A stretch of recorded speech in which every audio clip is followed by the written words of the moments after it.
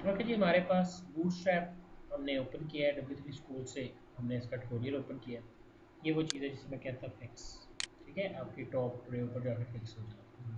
I just go there to the home page. कहता है bootstrap क्या है। Bootstrap is the most popular HTML CSS and JavaScript framework for developing responsive mobile first websites. Bootstrap is a completely free to download, so you just click on this and your Bootstrap 3 is now ready to download.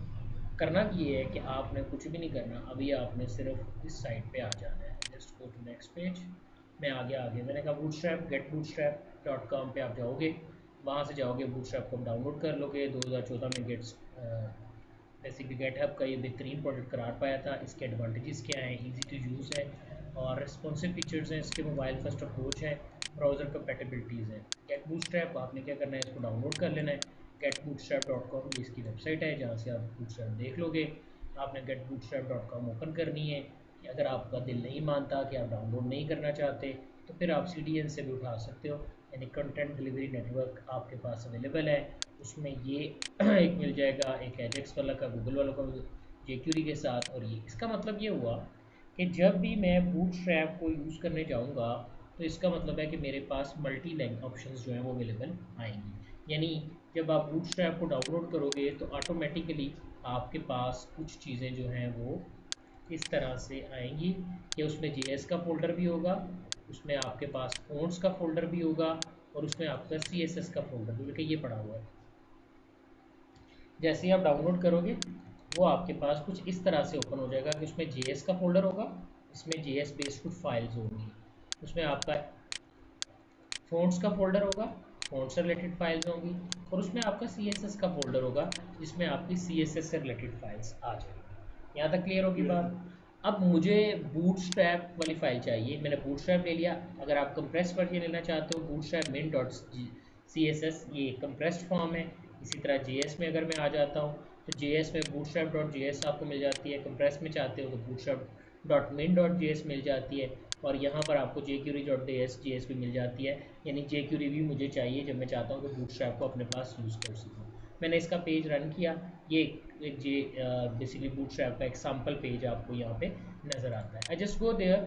मैंने ये कहा कि bootstrap का code लिखते कैसे हैं। मेरा नहीं ख्याल कि मुझे आपको HTML5 का कोड लिखना सिखाना चाहिए बूटस्ट्रैप यूज़ करने के लिए, because it's a mobile first application. So मुझे एक लाइन जो है वो ऐड करनी है। ये कुछ इस तरह से है कि व्यू कोड में जो भी आपकी विड्थ पहली दफ़ा जब आपका पेज खुले तो इनिशियल स्केल को 1 कंसिडर किया जाए। इसके अलावा मुझे यहाँ पर कुछ भी नहीं चाहिए। दो बातें जो आपने हमेशा याद रखनी है जब भी आप बूटस्ट्रैप की साइट बना रहे होगे, तो मैं ऐसे करता हूँ कि मैं आपके लिए मिनिमाइज़ करके माय साइट जो बूटस्ट्रैप का बेसिकली मेरा फ़ोल्डर है, मैं इस पूरे फ़ोल्डर को एज़ इट इज़ यहाँ से उठाता हूँ और उमर वेब के अंदर लेक्चर नंबर 7 के अंदर इस फ़ोल्डर को पेस्ट कर देता हूँ। मैंने पेस्ट कर दिया ताकि मेरे पास बूटस्ट्रैप ऑटोमेटिकली अवेलेबल हो जाए। सो मैं ड्रीमवीवर में गया, CSS फाइल्स हैं और कुछ और वर्किंग है। I just go with refresh, lecture 7 open किया, माय वेबसाइट में गए और यहाँ पर इंडेक्स पेज मैंने सिर्फ ओपन करके दिखाया। जैसे आप बूटस्ट्रैप डाउनलोड करोगे, CS फ़ॉन्ट्स और JS का फ़ोल्डर आपको वहाँ पे मिल जाएगा। आपने करना क्या है, आपने अपने इस फ़ोल्डर को ओपन करना है और यहाँ से इसको देखना है कि इसमें क्या है। मुझे कोई लंबी चौड़ी चीज़ें नहीं चाहिए, मैं आई जस्ट क्लोज दैट, मैं सब चीज़ों को बंद कर देता हूँ।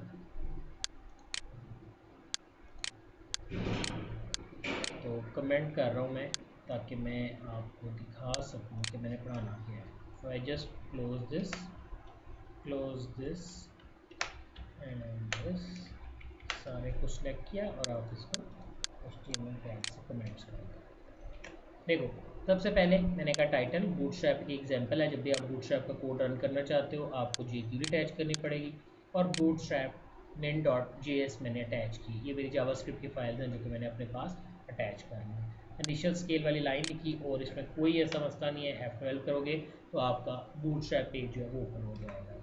बूटस्ट्रैप में आपने काम जब करना है तो आपने कैसे करना है, एक लिटिल मॉड्यूल ओपन करते हैं, ऊपर लेके आते हैं, इसको ओपन करके देखते हैं। ये नहीं ओपन कर रहे हैं, हम इसको वापस ले जाते हैं। मैं यहाँ गया, मैं एक सैम्पल कोड लिखना चाहता हूँ तो मैं बूटस्ट्रैप की साइट पे जाता हूँ।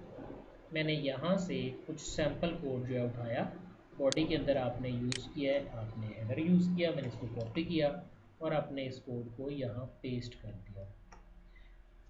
बूटस्ट्रैप में हर चीज़ आप एक डिव में रखोगे, जिस डिव को हम कंटेनर कहेंगे। ठीक है। अभी मैंने कोई ऐसा लंबी चौड़ी बात नहीं जो हमने पहले पढ़ा या सीएसएस में किया, वो अलग चीज़ है। हम एक बर्ड्स आई व्यू ले रहे हैं कि बूटस्ट्रैप क्या है, बूटस्ट्रैप में मैंने वर्किंग कैसे करना है। मैंने इसको क्लास कंटेनर का नाम दे दिया। इस कंटेनर क्लास में एक मेरी हेडिंग 1 है, एक मेरा पी है। मैं आपको लंबी चौड़ी डिटेल नहीं पढ़ा रहा, सिर्फ मैंने आपको ये बोला है कि अगर मेरे पास कोई भी कंटेनर क्लास होगी तो मैं इसको एक लाइट सा स्टाइल देता हूँ, 1 पिक्सल का मैं इसको बॉर्डर देता हूँ सॉलिड, और मैं इसको कलर दे देता हूँ जो भी मैंने यहाँ पर कलर देना है। मैंने कहा बॉर्डर, और यहाँ पे जाके आपने कहा कलर, हम इसको रेडिश कलर दे देते हैं। ठीक है जी, मेरे पास ये मेरी वर्किंग थी जो कि मेरे पास इस तरह से अवेलेबल हुई। मैंने सेव किया, मैं अपने इस पेज को F12 से रन कर लेता हूँ और मैंने आउटपुट देखी। तो देखो आपके पास कुछ नहीं मैंने बताया था, मैंने नहीं बताया मेरी इस डिव की विड्थ कितनी है, हाइट कितनी है, स्टाइल क्या है। जैसे ही मैंने डिव यूज़ किया उसने ये समझ लिया कि जब किसी डिव को क्लास कंटेनर का नाम दिया जाएगा तो ये एक ऐसी डिव होगी जो तकरीबन आपकी 80% इनर एरिया के अंदर ऑटोमेटिकली आ जाएगी। माय फर्स्ट बूटस्ट्रैप मेरी मेन हेडिंग पेज थी और दिस इज सैंपल टेक्स्ट जो मेरा पी टेक्स्ट था वो इस तरह से अवेलेबल है। जो हम विड्थ थे 960 वगैरह। हाँ, यानी अब आपको कुछ भी नहीं करना। देखो मैं इसको छोटा करता हूँ ना, जब मैं इसको छोटा करूँगा तो जब मैं छोटा करूँगा तो क्या होता है, देखो ये ऑटोमेटिकली अपने आप को एडजस्ट करेगा अगली डिवाइस के ऊपर, फिर ऑटोमेटिकली एडजस्ट करेगा अपने अगली डिवाइस के ऊपर, फिर ऑटोमेटिकली एडजस्ट करेगा। हाँ, वो ऑटोमेटिकली कोई टेक्स्ट आ गया, कुछ भी आपने नहीं बताया, सिर्फ आपने कंटेनर क्लास लगाई है। सर अगर हम रिस्पॉन्सिव वेबसाइट नहीं बना रहे, सिर्फ पेज बना रहे हैं फर्स्ट पे, उसमें भी हम बूटस्ट्रैप यूज़ कर सकते हैं। बिल्कुल आप कर सकते हो यूज़, आप क्योंकि जहाँ मर्जी यूज़ करो, ये लेकिन बेसिकली प्रेफर किया जाता है। देखो अगर मैं तो सिंपल लिखता हूँ तो मुझे क्या ज़रूरत है कि मैं इतनी ज़्यादा CSS का कोड अटैच करूँ या जावास्क्रिप्ट का कोड अटैच करूँ। इनकी तो मुझे ज़रूरत ही नहीं ना, फिर तो ये मुझे नहीं लगानी चाहिए। मैं ये लगाने से बेसिकली अपने वेब पेज की एग्जीक्यूशन को स्लो करता हूँ। तो ऑब्वियसली इंसान किसी भी चीज़ की कुर्बानी तभी देता है जब उसको उस चीज़ की ज़रूरत होती है। तो अगर मुझे उसकी ज़रूरत ही नहीं है तो मुझे इतना लंबा चौड़ा लिखने की क्या ज़रूरत है। मैं सिंपल डिव लगाता हूँ, उसको मैं यहाँ से जाके बॉर्डर स्टाइलिंग देता हूँ और आप सिंपल अपने वेब पेज को आउटपुट में ले लेते हो। ठीक, बेसिकली बूटस्ट्रैप में दो तरह के फ्रेमवर्क होते हैं। एक मैंने अभी आपके सामने यूज़ किया जो कि आपने देखा, दूसरा लेआउट मैंने कंटेनर के नाम से ही होता है लेकिन उसका नाम है कंटेनर फ्लूइड। ये क्या होता है, जब आप कंटेनर डैश फ्लूइड यूज़ करते हैं, अभी आप देखो कि ऊपर वाली डिव जो है वो बिल्कुल नहीं साथ नहीं जुड़ी हुई, गैप है दरमियान में, ये गैप नहीं आ रहा, ये कंटेनर है, यानी 80% पे थी। मैंने अपने इस पेज को रिफ्रेश किया, जो फ्लूइड होगा ना वो आपका पूरे तक आएगा, उसकी साइडों पे दीवारों पे जगह भी नहीं छोड़ेगा। जितना बड़ा आपका मेन प्लेटफॉर्म होगा उतने बड़े एरिया पे वो आ जाएगा। एक किस्म का अगर मैं आपको ये कहूँ तो basically container dash fluid div जो है वो बेसिकली बॉडी की विड्थ को इनहेरिट करती है। तो बात गलत तो नहीं होगी, ये हम CSS में ऑलरेडी डिस्कस कर चुके हैं। तो यहाँ पे मैंने क्या कहा, कंटेनर जब मैं यूज़ करता हूँ तो ये विड्थ 80% लेता है, बट जब मैं कंटेनर डैट फ्लूइड यूज़ करता हूँ तो विड्थ को ऑटोमेटिकली 100% कर देता है। तो बेसिकली दो कंटेनर्स हैं जो कि मेरे पास मेरे CSS कह लें कि हमारे वर्कआउट में चलते हैं। और वो कौन कौन से हैं, वो मेरे पास कौन कौन से जनाब, वो हैं आपके पास बूटस्ट्रैप के दो प्लेटफॉर्म जिनके ऊपर मैं काम करने वाला हूँ। वो हैं, एक आपका है जनाब क्या फ्लूइड और एक आपका है container simple. Container that fluid और कंटेनर सिंपल एग्जांपल्स आप यहाँ से देख सकते हैं। आई जस्ट क्लोज दैट, मैं ग्रिड स्ट्रक्चर पे आता हूँ। मुझे कुछ आता है या नहीं आता, अगर मुझे ग्रिड सिस्टम नहीं आता ना तो मैं बूटस्ट्रैप में काम नहीं कर सकता। कोई मुश्किल बात नहीं है। लोग कहते हैं कि ग्रिड सिस्टम समझना अंडरस्टैंड करना बड़ा मुश्किल है, कुछ भी मुश्किल नहीं है। बनाने वालों ने इसको इतना आसान बनाया है, जैसे कि मैं सिंपल माइक्रोसॉफ्ट वर्ड की एक फ़ाइल ओपन करता हूँ और वर्ड की एक फ़ाइल के अंदर मैंने काम करना है। तो आप ऐसे समझ लो कि जो मार्जिन लगे हुए हैं ये दरअसल आपका पेज के ऊपर फ्लूइड कंटेनर फ्लूइड लगा हुआ है। मैंने कहा कि ये मेरा पेज है, तो ये देखो यहाँ से लेकर यहाँ तक अगर तो मैं मार्जिन्स बिल्कुल ख़त्म कर देता हूँ, पेज को बिल्कुल डेड कर देता हूँ, जैसा कि यहाँ देखो, तो अब आप कह सकते हो कि आपका ये फ्लूइड इन्वायरमेंट हो गया। ठीक है, यानी मेरी वर्किंग मेरे पूरे एरिया के अंदर जो है कंटेनर डेट फ्लूइड वैल्यू जो है मेरे पास लेके आएगा। मैं इक्वल T20 को 5 यूज़ करता हूँ।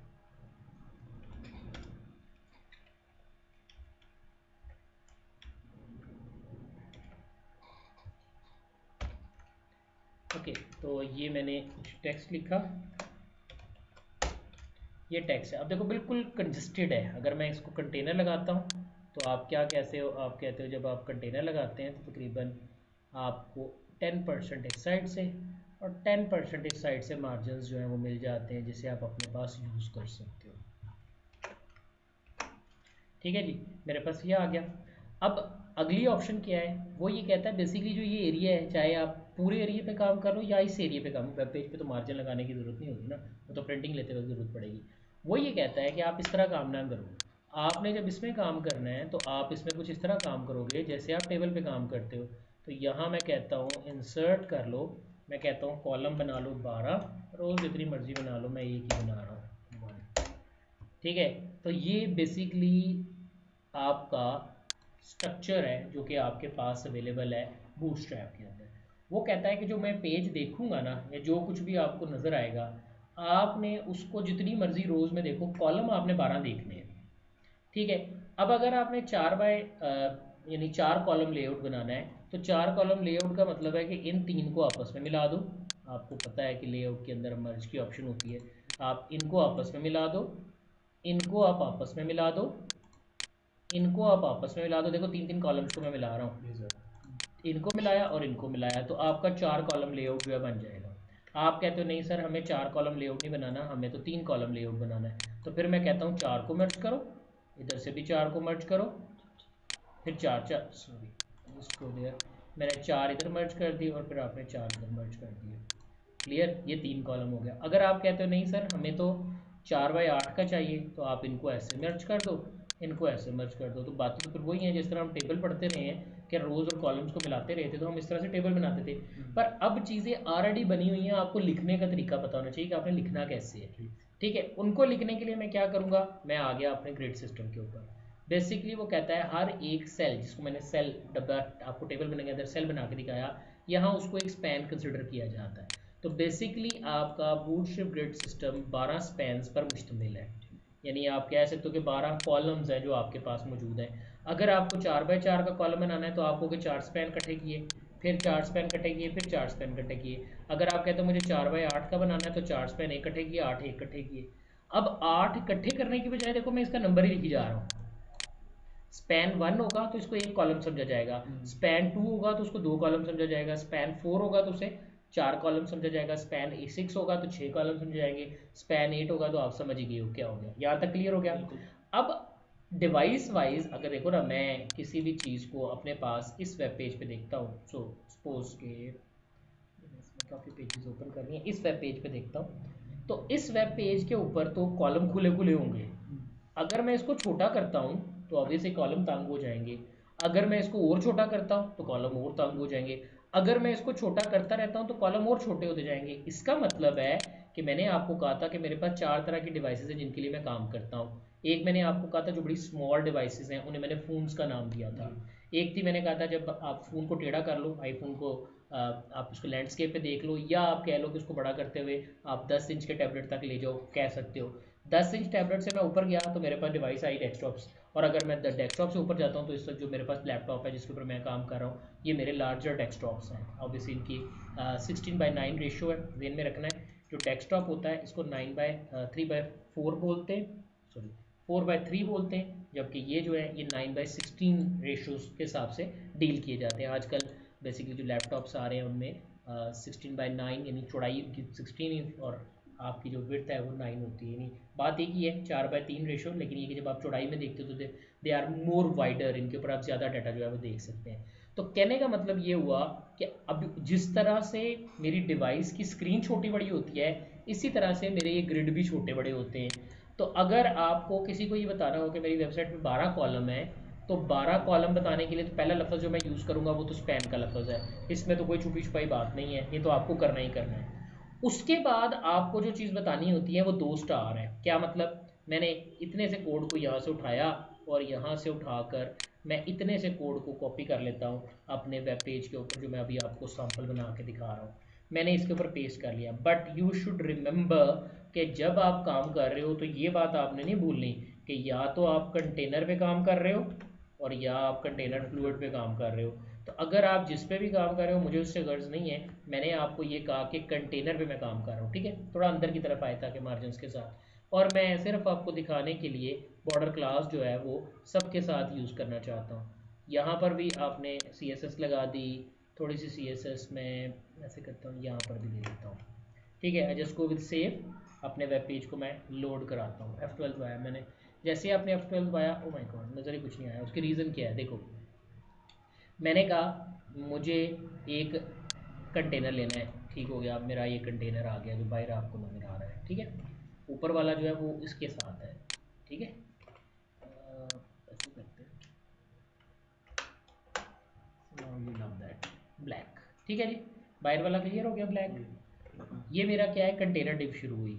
मैंने कहा कंटेनर डिव में एक क्लास लो रो, ये तो श्योर शॉट है कि जब आपने उसमें एक रो लेनी है तो रो के अंदर ही 12 कॉलम बनाओगे ना। अब 12 कॉलम जो बनाने हैं, मैंने कहा यहाँ पर वो कह रहा है 2 स्टार। इन 2 स्टार्स का क्या मतलब है, कॉल तो आपने लिखना ही लिखना है। मैं यहाँ वापस गया अपने वेब पेज के ऊपर, और कॉलम तो मैंने लिखना ही लिखना है, लेकिन इन स्टार्स में मैंने क्या बताना है, बेसिकली जो कॉलम आपने इन स्टार के अंदर बताने हैं वो आपने ये बताना है कि आप जो कॉलम ले रहे हो वो किस डिवाइस के मुताबिक कितने स्पैन का है। यानी अगर मुझे 12 बनाना है तो ये तो मुझे पता है, 3 अगर कॉलम बनाने हैं तो 4 4 4 के बनेंगे। डिवाइस कौन सी है जो आपकी प्रेफरेबल डिवाइस है, इज इट 4 साइजेस हैं, extra small, small, medium, large. मेरा नहीं ख्याल कि small medium large extra small मुझे आपको क्लियर करने की ज़रूरत होनी चाहिए। जब XS बोलूँ तो इट्स फ़ोन, जब SM बोलूँ तो इट्स टैबलेट, MD बोलूँ तो डेस्कटॉप, और LG बोलूँ तो आपने समझ लेना कि लार्जर डेस्कटॉप्स के लिए यूज़ किया जा रहा है। अब मैंने प्रायोरिटी डिवाइस देखी, मैंने कहा जो मेरी प्रायोरिटी डिवाइस है वो क्या है, वो स्मॉल है। यानी इसका मतलब है कि मैं तीसरे जो टैबलेट मॉड है उसकी बात कर रहा हूँ, बड़े से छोटे की तरफ अगर मैं आता हूँ तो मैंने कहा कि 4 कॉलम लेआउट बने स्मॉल डिवाइसेस के लिए। तो आप देखो उसको कैसे लिखेगा, कॉल डैश डिवाइस डैश कितने कॉलम। मैं मेरा ख्याल मैंने वहाँ ना स्टार से आपको एक्सप्लेन किया है, तो इसको हम थोड़ा सा वापस आते हैं डिव के अंदर, और इस हिस्से को पेस्ट कर देते हैं इसके साथ,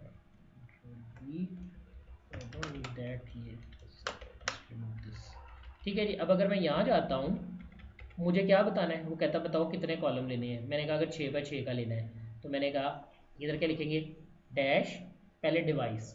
अगर स्मॉलर डिवाइसेस के लिए लेना है तो फिर आप एक्स्ट्रा स्मॉल यूज़ करेंगे।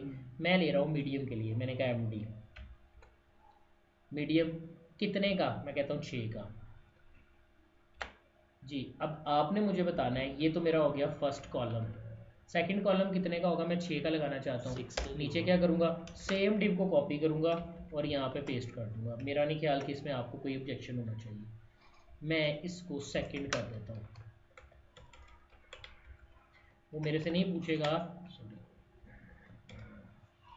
वो मेरे से नहीं पूछेगा कि ये क्या हुआ। ये देखो फर्स्ट सेकंड, ठीक हो गया, 2 कॉलम लेआउट हो गया। वो दूसरी बात है कि उसने क्या किया, 6 कॉलम्स को मिलाकर एक बना दिया, 6 को मिलाकर एक बना दिया। आप कहते हो 4 बाय 4 का चाहिए, तो देखो नीचे ये 4 एक थे, ये 4 एक थे, ये 4 एक थे। अगर आप चाहते हो कि मैं आपको यहाँ पर भी सेपरेशन करके दिखाऊं तो मैं यहाँ पर ये स्टाइल लगा देता हूँ, ब्लैक बॉर्डर यूज़ कर रहा हूँ। आई just go refresh, so you will see 6 ऊपर हुए, देखो ना, 4 5 6, यहाँ 6 ख़त्म हो गए, और ये 2 ये गए, 4 ये आ गए, ठीक है। तो ये बेसिकली मेरा ग्रिड मॉडल है कि मैंने किस डिवाइस के लिए एडजस्ट करना है। मैं इसको छोटा करता हूँ, मेरा मॉडल थोड़ा सा चेंज है क्योंकि मैंने नीचे रखा है किसके लिए, मैंने नीचे रखा है अपनी स्मॉल डिवाइसेस के लिए, और ऊपर मैंने रखा है किसके लिए, मीडियम डिवाइसेस। मैं छोटा कर रहा हूँ, देखो ऊपर वाले पे वो बराबर आ गया है क्योंकि 6 थे तो उसने लदा कर दिया, जबकि नीचे वाले के वो भी छोटा करता जा रहा है। स्मॉल डिवाइसेस के लिए सही चल रहा है। दूसरी बात है जब आप मज़ीद नीचे जाते हो तो फिर वो उसको लदा लदा काउंट करता है, ठीक है जी। सो क्लियर होगी ये बात जी। इसका मतलब है कि एक रूल तो मस्ट हो गया कि जब भी मैं बूटस्ट्रैप में काम करूँगा मुझे रटने की कोई ज़रूरत नहीं है, मैंने ऑलरेडी पढ़ा हुआ है। क्या मैंने पढ़ा हुआ है कि ग्रिड सिस्टम जो है वो बेस करता है 12 चीज़ों के ऊपर, और हर एक के लिए आपने कॉलम बनाने हैं। रो के लिए अब रो की डिव लगानी है, अंदर आप जितने कॉलम का साइज़ देना चाहें वो आप उसकी मिकदार देकर उसे बराबर कर सकते हैं। 8x4 का बनाना हो या कोई और बनाना हो तो मेरा नहीं ख्याल कि मुझे आपको बताना चाहिए कि क्या होगा नेक्स्ट। नेक्स्ट ऑप्शन आती है जी आपकी yeah. वही है। ओके।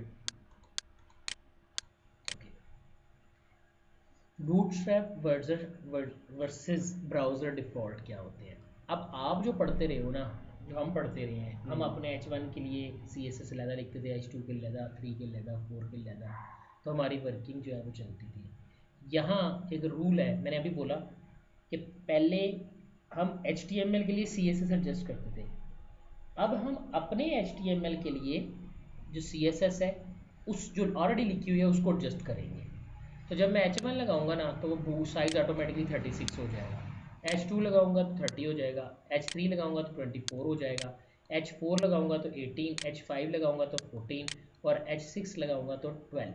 वैसे जो प्रोफेशनल्स थे ना, जो पहले जब हम काम करते थे किसी साइट पे, तो हम ऑलरेडी यही साइजेस यूज़ करते थे, ठीक। लेकिन ये कि अब उन्होंने बूटस्ट्रैप के अंदर दे दिए। एक स्मॉल का टैग मैंने आपको पढ़ाया था, ये चीज़ों को एक्स्ट्रा ऑर्डिनरी छोटा कर देता है, थोड़ा सा छोटा, पहले पहले काफ़ी थोड़ा सा छोटा करता था, अब काफ़ी ज़्यादा छोटा हो जाएगा। प्लस इसमें कलर भी चेंज हो जाएगा, ये कलर का भी एट्रीब्यूट ऑटोमेटिकली आपको मिल जाएगा।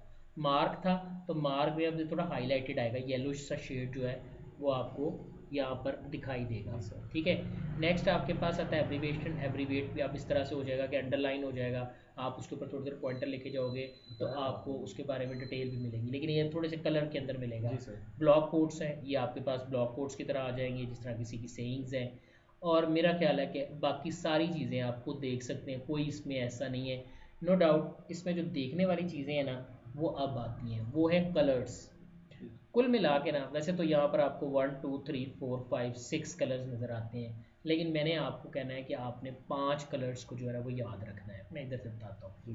पहला कलर है प्राइमरी कलर। जब भी मैं किसी भी चीज़ को डार्क ब्लू वाला शेड देना चाहूँगा ना, तो मैंने वहाँ पर प्राइमरी क्लास को यूज़ करना है, ठीक है।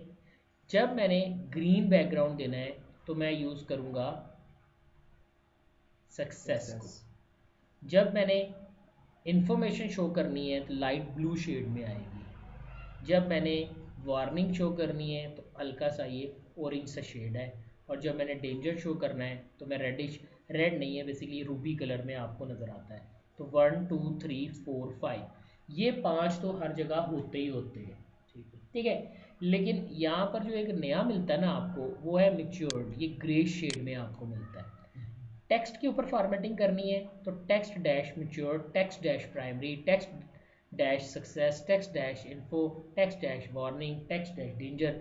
तो ये ऑटोमेटिकली उसको इन कलर्स की CSS दे देगा, यानी वो जो आप लिखते थे colour is equal to this, वो ऑटोमेटिकली अप्लाई हो गया।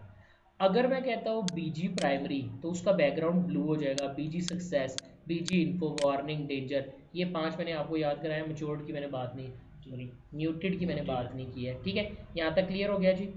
अब आते हैं आगे। अगर आपने डॉट लेड यूज़ की है तो उससे क्या होगा, मैं चाहता हूँ कि सिंपल आप इसको आप यूज़ करके देखो कि इनसे क्या होता है। मेरा नहीं ख्याल, अगर आपको लफ्ज़ों का मीनिंग पता है तो आप इसके बारे में अच्छी तरह खुद से देख सकते हो। नेक्स्ट आता है बूटस्ट्रैप में टेबल क्या होता है। जब हम टेबल लिखते हैं ना तो वहाँ टेबल के लिए मुझे उसका बैकग्राउंड कलर देना पड़ता था, हाइट देनी पड़ती थी, स्टाइल देना पड़ता था। तो देखो यहाँ जब आप खाली टेबल लोगे वो इस तरह का आएगा। जब आप कहते हो मैं स्ट्रिप्ट रोज लेना चाहता हूँ या लेना देखना चाहता हूँ तो ऑटोमेटिक स्ट्रिप्ट रोज क्या होती हैं, एक का रंग मुख्तलिफ, एक का मुख्तलिफ। मैंने ये टैब को उठाया, सिर्फ आपको ओपन करके दिखाता हूँ, मैंने ऑलरेडी कंटेनर में लिया हुआ है, ठीक है। देखना है, मैंने कहा हेडिंग दी स्ट्रिप्ट रोज, कैसे, फर्स्ट नेम, ये मेरी हेडिंग हो गई। और बाकी टेबल बॉडी उसी तरह, मैंने कोई भी नई चीज़ नहीं लगाई है। I just go there and refresh. जैसे मैंने इसको रिफ्रेश किया, अब देखो आपके पास क्या है, पहली रो, दूसरी, तीसरी, चौथी, तो आपके पास उसी तरह से आ रही है, ठीक है। क्लियर है, ये आपकी स्ट्रिप्ट रो है। यानी आपने क्लास कौन सी लगाई थी, आपने एक क्लास लगाई है टेबल, खाली टेबल बनाएगा, टेबल डैश स्ट्रिप्ट। स्ट्रिप्ट क्या होगा, उसके ऊपर लाइनिंग ले आएगा। और ये जो मैं इसके ऊपर लेके जाता हूँ तो ये चेंज होता है, यानी एच ओवर, ये लगा हुआ है टेबल डैश एच ओवर। और इसका कलर कौन सा है, इन्फो। अब आप समझ गए हो, अगर मैं यहाँ पर जाकर BG सक्सेस कर देता हूँ तो देखो मेरे टेबल की लुक की बदल गई है। और अगर मैं यहाँ पे जाकर सिर्फ BG डेंजर कर देता हूँ। सो इस गोइंग टू रूबी, क्योंकि बैकग्राउंड है ना तो ज़रा सोफिस्टिकेटेड कलर्स हैं, बड़े शार्प कलर्स नहीं है, आईज में लगने वाले नहीं है। ठीक है, क्लियर है जी। यानी इसका मतलब ये हुआ पहला टैग, दूसरा, तीसरा, चौथा, जो भी आपने लगाना है वो आप इस तरह से लगा सकते हैं। यहाँ तक क्लियर है। नेक्स्ट आगे चलते हैं। नेक्स्ट मेरे पास जो वर्किंग है उसके ऊपर देखते हैं वो क्या है। जस्ट गो दिस टेबल पे और देखते हैं इसमें थोड़ा सा पहले। टेबल हो गया, वही उसने बताया बॉर्डर अगर आप शो करना चाहते हो, खाली बॉर्डर शो कराने हैं, अगर आप एच ओवर शो करना चाह रहे हो, कंडेंस्ड जब दबाएंगे छोटा करेंगे ना तो उसका स्टाइल चेंज हो जाएगा। उसके बाद कंटेक्चुअल है, ये मल्टीपल शेड में आपको देगा, जो भी आप देना चाहो वो आप चूज़ कर सकते हो। बाकी active success, info, warning, danger, मेरा नहीं ख्याल कि मुझे इसके ऊपर मज़ीद रोशनी डालनी चाहिए। नेक्स्ट इमेजेस की बात होती है, मेरे पास इमेजेस हैं। अगर आप किसी भी राउंडेड कॉर्नर करते थे, आपको याद होगा हम डिव लेते थे फिर उसके ऊपर राउंडेड कॉर्नर करते थे, यहाँ पर आपने कुछ भी नहीं करना, इमेज खाली इमेज क्लास लगाने की बजाय इमेज डैश राउंडेड लगाना है। ठीक है, तो आपके पास क्या होगा, इमेज राउंडेड हो जाएगा। अगर इमेज सर्कल करोगे तो इमेज सर्कल हो जाएगा, और अगर आपने थंबनेल शो करना तो वो भी आप कर सकते हो। ये सर्कल की एग्जांपल है, ये थंबनेल की वो जो हमने एग्जांपल। बूटस्ट्रैप की देखी थी वेबसाइट, उसमें 3 कॉलम इस तरह ही फिट हाँ किया हुआ बिल्कुल था। वैसे ही फिट ये किया, हमने वो ग्रिड सिस्टम था ग्रिड के अंदर 3 चार, कॉलम बनाए थे, बिल्कुल चार, 4 तीन, 4 और चार 4, चार, और 12 फिर पूरे उसने हाँ उसके अंदर एक एक को इमेज डाल जाकर दिया था। इमेज डाला। लेकिन अभी इमेज, ये तो मैं इमेज लगा रहा हूँ ना, बेसिकली हम वहाँ पर इमेज लगा नहीं होगा, वहाँ पर उसने ग्लिकन्स जो है वो यूज़ किए होंगे। ये देखो ज़रा एक ओपन कर लेते हैं कोई एक, अगर मैं इसको ओपन करता हूँ, यहाँ देखो ये बेसिकली इमेज नहीं है, ये बने बनाए फ़ॉन्ट्स हैं, वो उसने यूज़ किया होगा। ये आपने डिज़ाइन को जब स्टडी करोगे तो आपको क्लियर हो जाएगा। ठीक हो गया जी। नेक्स्ट हमारे पास आता है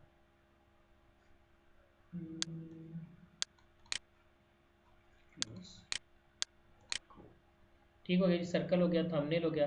रिस्पॉन्सिव इमेजेस क्या होते हैं, देखो आपने कहा पहले इमेज को आपके सिंपल थे, ये तो वही इमेज थे जैसे आप यूज़ करते थे, लेकिन अब आप कहते हो कि नहीं मैं इमेज को एक क्लास देता हूँ इमेज डायरेक्ट रिस्पॉन्सिव, इससे होगा इमेज रिस्पॉन्सिव हो जाएगा, वो अपने आप जो है वो आपके साइज अपने साइजेस को एडजस्ट करेगा। मैं चाहूँगा कि ये एग्जांपल आप देखो तो मेरा नहीं ख्याल कि आपको कोई मुश्किल होगी, आप इसे अच्छी तरह से देख सकते हैं। यहाँ तक क्लियर है जी। नेक्स्ट आपके पास आता है जंबो ट्रन। जंबो ट्रन क्या होता है, पूरे एरिया को कवर कर देगा विद द ग्रे कलर। ठीक है, मैंने क्या किया, मैं यहाँ पर सिंपल जंबो ट्रन का कोड उठाता हूँ और आपको यूज़ करके दिखा देता हूँ। मैं यहाँ गया जी, मैंने यहाँ पे यूज़ किया कंटेनर व्यू पोर्ट ही लगाई, पहले नंबर पे यूज़ करता हूँ सबसे ऊपर, पेस्ट कंटेनर क्लास दी जंबोट्रन बूटस्ट्रैप ट्यूटोरियल, जो भी सिंपल पी था और जो मेरा सिंपल से दूसरा टेक्स्ट थे उसने शो करवा दिया। मैं यहाँ गया, मैं पेज पे गया, रिफ्रेश किया तो आप देख सकते हो ऑटोमेटिकली कंटेनर को ग्रे कलर दे दिया, जो हेडिंग थी वो एक्स्ट्राऑर्डिनरी बड़ी हो गई है और नीचे जो टेक्स्ट थे वो आपके पास इसी तरह से आ गए हैं। आपके पास बाकी की वर्किंग जो है वो इस तरह आई है। इसको उसने नहीं लिया, इसको उसने नहीं लिया, क्यों? क्योंकि इसकी ज़रूरत ही थी, नॉर्मल ट्रीट की जाएगी। यानी जो पहला आपका होगा, ये मेरी जंबोट्रन क्लास थी ना कंटेनर के अंदर, ये मेरी जंबोट्रन क्लास थी, मैंने लगाई, तो जो भी मेरा कंटेनर होगा उसमें जो पहली हेडिंग और टेक्स्ट होगा ये उसको इस स्टाइल में कन्वर्ट कर देगा। ठीक हो गया जी। नेक्स्ट आपके पास आता है जंबोट्रन के अंदर और क्या चीज़ है, कंटेनर आप देख सकते हो, पेज हेड है, इस तरह आप यूज़ कर सकते हो। मेरा नहीं ख्याल कि आपको और बताने की जरूरत है। वेल्स क्या होते हैं, वेल्स होता है मैसेज। समटाइम हम ऐसे करते हैं कि हमारे पास ना एक पूरे का पूरा मैसेज खुल के आ जाता है, तो उसके लिए हम वेल क्लासेस यूज़ करते हैं। जैसे मैं वेल क्लास लगाता हूँ, ये ऑटोमेटिकली मेरे पास एक वेल की शक्ल में आ जाता है। उसी तरह वैसे 4 स्टाइल साइज़ होते हैं, यहाँ पे 3 स्टाइल होते हैं, क्योंकि मोबाइल के ऊपर हम छोटे छोटे मैसेजेस अलग से शो नहीं करवाते होते। तो स्मॉल वेल है, नॉर्मल वेल है, लार्ज वेल है। कैसे लगाएंगे, वही क्लास लगाने का तरीका, क्लास मैंने लगाई है वेल, और अगर आप उसके साथ स्मॉल वेल यूज़ करना चाहते हो तो वेल डैश स्मॉल, लार्ज करना चाह रहे हो तो वेल डैश लार्ज, और मेरा ख्याल है नॉर्मल करना चाह रहे हो तो नॉर्मल वेल भी आप लगा सकते हो। क्लियर? ये समटाइम मैसेजेस को शो करने के लिए जो है वो हम इस्तेमाल करते हैं। आपने बोला था अलर्ट, पहले तक अलर्ट और तरह का था, ये अलर्ट और तरह के है। मेरा ख्याल है मुझे कोई बताने वाली ज़रूरत नहीं है, क्योंकि मैंने आपको कहना अलर्ट क्लास दो, किसी भी डिव को अलर्ट क्लास दोगे, उसके अंदर जो कुछ भी लिखा होगा, ठीक है, अगर आप उसको सक्सेस की तरह शो करना चाहते हो, alert success, alert info, alert warning, danger, मेरा ख्याल है मुझे बताना नहीं चाहिए। क्लोजिंग अलर्ट्स पे आ जाएं। अच्छा यहाँ पे थोड़ा सा रोला है, रोला क्या है कि ये जो अलर्ट है ना, इनके ये प्लस क्लोज के निशान भी बनाने हैं। अगर आप ये साथ बनाना चाहते हो तो फिर आपको बाकायदा बताना पड़ेगा कि आपने कौन से वाले अलर्ट्स लिए हैं। क्लोजिंग अलर्ट्स के लिए हम साथ में देखो क्या करते हैं, मैंने कहा क्लास क्लोज, डाटा डिसमिस करने पर आपका अलर्ट क्लोज होना चाहिए, ये भी आपको कोड लगाना पड़ेगा। और ये वो निशान है जो आपके डिव के ऊपर नज़र आएगा, ठीक है। नहीं, जब आप किसी डिव को देखोगे तो वो आपको इस तरह नज़र आएगी, अलर्ट सक्सेस होगा और फेड इन होगा। फेड इन आप समझते हो कैसे आएगा, फेड आउट कैसे जाएगा, ये दोनों चीज़ें आपको मैं ऑलरेडी जेक्यूरी में डिस्कस कर चुका हूँ। बटन्स है बिल्कुल उसी तरह से आपके बटन है, इसमें नया मिल जाएगा डिफ़ॉल्ट, बाकी वही है, primary, success, info, warning, danger. और in the last hyperlink की तरह अगर आप चाहते हो तो वो लिंक की ऑप्शन मिलती है। मेरा नहीं ख्याल कि मुझे आपको मज़ीद बताना वीडियो चल चाहिए। रही है ना? हाँ, मेरे ख्याल चल रही है। ठीक है जी। नेक्स्ट आपके पास आता है क्लिक क्लिक क्लिक, हाँ एक मिनट है। तो इसमें ना अगर आप चाहते हो ब्लॉक, तो मेरा ख्याल है आपको ये पता ही है कि ब्लॉक कैसे लगाते थे। बटन बना लिए, ये सिंपल बटन हो गए। अगर मैं इसको ब्लॉक चाहूँगा तो वो पूरे लाइन में आ जाएगा, इन विड्थ 100% हो जाएगी। आप BTN ब्लॉक का टैग साथ यूज़ करोगे तो वो इस तरह से पूरे पे आ जाएगा। अगर आप कहते हो नहीं सर मैं डिसेबल्ड चाहता हूँ, तो फिर आपने किसी भी डिसेबल्ड लगाओगे तो आपके पास वर्किंग हो जाएगी। एक्टिव, ये एक्टिव है, डिसेबल ये डिसेबल्ड है, आप इस पर क्लिक नहीं कर सकते, ठीक है। पहले ये काम हम जावास्क्रिप्ट से के बगैर नहीं कर सकते थे, लेकिन इसका मतलब ये काम CSS के थ्रू हो रहा है, ठीक। नेक्स्ट हमारे पास क्या आता है, नेक्स्ट है जी बटन ग्रुप है। बटन ग्रुप में BTN उसी तरह प्राइमरी, अच्छा 3 साइजेज हैं, 1 2 3, तीनों साइजेज आपको यहाँ पे मिल जाते हैं। प्राइमरी, ये भी बटन प्राइमरी के तौर पे अपीयर होगा, छोटा टेक्स्ट है छोटा नज़र आएगा, बड़ा टेक्स्ट है बड़ा नज़र आएगा। लेकिन इसकी खास ये बात है कि बटन ग्रुप है, यानी आपस में जुड़े हुए हैं, ये चीज़ एक ही है, इसे बटन ग्रुप कहते हैं, ठीक। नेक्स्ट मैंने कहा जी अगर आप इसको बड़े बड़े मोटे मोटे शो करना चाह रहे हो आपकी मर्ज़ी है। यहाँ देखो मैंने कुछ भी नहीं किया, बटन प्राइमरी, वो बटन कहा बटन है और प्राइमरी बटन, बटन है और प्राइमरी बटन है। यहाँ देखो मैंने कहा बटन है और प्राइमरी बटन है, लेकिन इसके पहले मैंने कहा था लार्ज, तो ये क्या हुआ है, लार्ज ग्रुप सीरीज़ का बटन जो है बन गया है। अगर आप वर्टिकल लेना चाहते हो तो मेरा नहीं ख्याल कि मुझे बताना चाहिए, साहब वर्टिकल का कीवर्ड लगा दोगे BTN ग्रुप वर्टिकल तो ऑटोमेटिकली बटन वर्टिकल आ जाएंगे। हॉरिजॉन्टल लिखने की ज़रूरत नहीं है, वो ऑटोमेटिकली BTN ग्रुप लिखा जाएगा तो हॉरिजॉन्टली कंसिडर्ड होगा। अगर आप चाहते हो कि नहीं ये 3 बटन थे, ये मेरे पास इस तरह से आ रहे थे, मैं चाहता हूँ नहीं ये डिव में कंटेनर के साइज़ क्या है, पूरी डिव तक फैल जाए, तो फिर उसके लिए आप क्या करोगे, justified dash justified BTN group dash justified, ये एक नई चीज़ है जो आप साथ अटैच कर दोगे, ठीक है। CSS से बेसिकली और कुछ भी नहीं है, BTN ग्रुप जस्टिफाइड, तो वो पूरे एरिए में आपका फैल जाएगा। बट सम टाइम मैं चाहता हूँ कि बटन इस तरह की हो जब मैं उस पर क्लिक करूँ तो नीचे की तरफ खुले। अब वो काम जो मुझे बड़े मुश्किल से करना पड़ता था यहाँ पर बना बनाया मिल जाता है। आपने क्या किया, बटन लिया, दूसरा बटन, तीसरा बटन, तीसरे बटन के बाद मैंने कहा BTN क्लास, जिस पे क्लिक करूँ तो क्या खुले, तो जो मेन्यू खुलता जाता है मैंने आगे उसको रोल में शो करवा दिया, टैबलेट या स्मार्टफोन। दिस ये लुक है, बटन के ऊपर आपको एरो नज़र आ रहा है। अगर आप कहते हो बटन के साथ आए तो वो भी आप यहाँ पे देख सकते हो।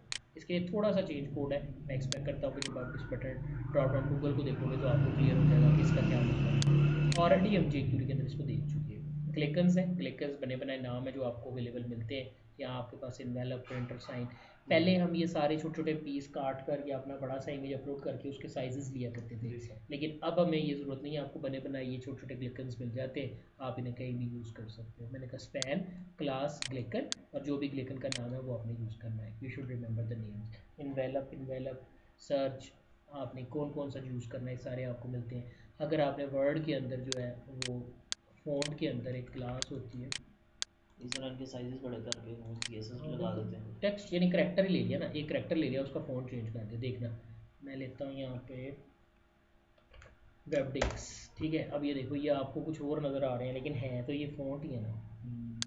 अब अगर आपको ये लगानी है तो उसके लिए आपको जो मैंने वहाँ यूज़ किया फ़ॉन्ट, आपको एक्चुअली देखा जाए तो वो लिखा तो मैंने F1, लेकिन जब मैं उस फ़ोन पे लेके जाता हूँ तो वो लिख पाती। इसी तरह ग्लिकन से आपको याद करने, मुझे याद है जब मैंने अभी जेक्यूरी डाउनलोड की है तो जेक्यूरी के डाउनलोड होने पर आपके पास फ़ॉन्ट्स के फोल्डर में ये कुछ फ़ॉन्ट्स मिले थे, ठीक है, ये इन्हीं को मैंने यूज़ किया। क्लियर है जी। नेक्स्ट आगे चलते हैं जी। नेक्स्ट आपके पास जो ऑप्शन आती है वो क्या है, वो है बजट्स। बजट्स लगाना अक्सर का साइट के ऊपर आता है, चीज़ें कितनी हुई हैं, पोस्टें कितनी देखी हैं ब्लॉग्स के ऊपर, तो यहाँ पर आप ये साल लगा सकते हैं। बड़ी सिंपल से स्पैन लगाना है, उसमें बजट्स बैच लगा देना है, कितने का लगाया है, जो भी वैल्यू आप दोगे वो बैच के साथ आ जाएगी। उसके अंदर देना है तो मेरा ख्याल है ये मुझे बताना नहीं चाहिए। कहाँ बटन के अंदर लगा दोगे तो बटन के अंदर लग जाएगा, बटन के बाहर लगाओगे तो बटन के बाहर लगेगा। ठीक है, क्लियर? ये आपने खुद देखना, डिफरेंट साइजेस हैं इसमें भी, और वही लुक है, प्राइमरी और सक्सेस, इन्फो, वार्निंग और डेंजर आपको उसी तरह से मिलते हैं। इसमें भी आपको डिफ़ॉल्ट के नाम से अपने यहाँ मिल जाते हैं। ठीक है जी, ये भी हो जाएगा। उसके बाद आपकी बूटस्ट्रैप प्रोग्रेस बार है, प्रोग्रेस बार शो करना है, देखना है सिंपल कितने फ़ीसद शो करनी है। मैंने 70% शो की है। ठीक है, तो क्या किया, जितने फ़ीसद आपने शो करनी होगी वो आप यहाँ पे विड्थ में दे दोगे। पूरी की विड्थ 100% और मैंने कहा 70% ही है। अब रोल क्या था, क्लास कौन सी थी, प्रोग्रेस बार, बाकी सारा वैसे ही है। सिर्फ प्रोग्रेस बार के साथ मैंने एक नई क्लास का इजाफा किया। प्रोग्रेस बार में मैंने जाके कह दिया ये रियल वैल्यू 70, ये आ रहा है जी 70%। जितना आप लिख दोगे वो उसके ऊपर सेंटर में लिखा हुआ आ जाएगा, 70% के सेंटर में। ठीक है, अगली चीज़, जब मैंने कोई प्रोसेस शो करना है, मैंने लोडिंग शो करनी है, तो उसके अंदर मैं इसको यूज़ करता हूँ। ये जो मैंने टेम्पलेट वैल्यू दे दी है। हाँ, तो आप भूल गए मेरा ख्याल है कि अगर मैंने यहाँ वैल्यू दे भी दी है तो ये है तो इनर HTML है ना। जी सर। तो इनर HTML को मैंने आपको jQuery से भी सिखाया, जावास्क्रिप्ट से भी पकड़ना सिखाया है। किसी फंक्शन के साथ रन करेंगे तो जब आप किसी फंक्शन के साथ रन करोगे तो वहाँ से वैल्यू रिटर्न होगी। अगर वो 60 शो करेगा तो 60 पे चली जाएगी, 80 शो करेगा तो 80 पे चली जाएगी। अगर आप इसी को किसी लूप में चेंज कराओगे तो आपको पता चल ही गया होगा कि क्या होगा। लेकिन मसला ये है कि ये थोड़ा सा आपको काम करना पड़ेगा। मैं अभी क्योंकि एजेक्स के ऊपर हमने बात नहीं की है, तो विदाउट रेंडरिंग ये चेंज हो जाएगा। ठीक है, सिर्फ करने वाली बात, आप सक्सेस, इन्फो, वार्निंग, डेंजर, 4 तरह की ये मिल गई। ठीक है, वही प्रोग्रेस बार सक्सेस, आगे बाकी आप करके देखना। अगर मैं सिर्फ इसके साथ एक स्क्रिप्ट क्लास लगा दूँ, देखो मैंने कहा प्रोग्रेस बार स्क्रिप्ट, तो ये स्ट्रिप की शक्ल में आ जाएगी। और अगर आप एनिमेशन स्ट्रिप चाहते हो जैसे ये आपको नज़र आ रही है, तो फिर आप साथ में एक्टिव के ऑप्शन भी यूज़ कर लो। ठीक हो गया जी। उसके बाद आपकी स्टैग्ड है। स्टैग्ड ये होती है कि आप मुख्तलिफ हिस्सों में शो करना चाहते हो, शायद आप अभी गौर नहीं कर रहे, ये बेसिकली एनालिटिक्स के ऊपर यूज़ होती है। देखो मैंने कहा मेरी वेबसाइट के ऊपर कितनी ट्रैफिक है, मेल कितने हैं, फीमेल कितने हैं और दूसरे कितने हैं, तो ऑब्वियसली मुझे तो ये पता चाहिए ना। किसी को मैंने, उसको क्या पता कि मैंने जहाँ ग्रीन कलर दिया है तो वो मेरा जो है वो सक्सेस है, जहाँ मैं रेड कलर दे रहा हूँ मेरा डेंजर है, या जहाँ मैं ऑरेंज कलर दे रहा हूँ मेरी वार्निंग है। तो मेरे ऊपर लिखा है तो आएगा ना, अगर मैं लिखूँगा नहीं तो वो थोड़ी आएगा। जैसे यहाँ उसने देखो शो किया कि मेरी हार्ड के ऊपर फ्री स्पेस इतनी है, उसकी वार्निंग यानी इतनी बार गई है, इतना डाटा फिल है, और जो डेंजर में है वो इतनी है। ठीक है, तो इसको यहाँ पे आप देख सकते हो। बस करूँ? बस कर दो। हम्म? ठीक है।